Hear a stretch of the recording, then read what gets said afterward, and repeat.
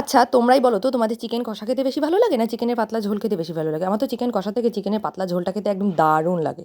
তো চলো তোমাদের সাথে আজকে একদম সিম্পলভাবে চিকেনের একটা রেসিপি শেয়ার করবো, একদমই সিম্পল।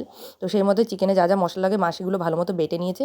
বেটে নেওয়ার পরে চিকেনের মধ্যে নুন, হলুদ, বেটে রাখা মশলাগুলো দিয়ে একটু সামান্য তেল দিয়ে, টমেটো দিয়ে, কুচনো পেঁয়াজ দিয়েছে, কিছুটা পেঁয়াজ পেস্ট করেও দেওয়া আছে, দিয়ে ম্যারিনেট করে রাখছে। ওইদিকে আমি আলুগুলো ভেজে নিই। তো আমি এক এক করে আলুগুলো ভালো মতো ভেজে নিচ্ছি। আর আলু কিছুটা দেবো দেবো বলতে বলতে আমি এতটাই দিয়ে দিয়েছি। আর আমার সত্যি কথা চিকেনের এই আলুটা খেতে দারুণ লাগে, ওই জন্য একটু বেশি পরিমাণে দিয়ে দিয়েছি আমি।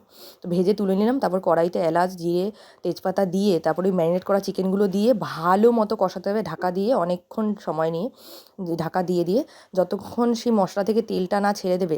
আর এই কষাতে কষাতে কিন্তু 80% সেদ্ধ হয়ে যাবে। তারপরে ভেজে রাখা আলুগুলো দিয়ে আর কিছুক্ষণ কষিয়ে তারপরে আমি ঝোলের জলটা দিয়ে দেবো। এটা কিন্তু আমি একদম নর্মাল জল দিচ্ছি না, একটু গরম উষ্ণ গরম জল দিয়ে ঢাকা দিয়ে ভালো মতো ফুটিয়ে নিয়ে বেটে রাখা গরম মশলা দিলেই রেডি আমাদের চিকেন।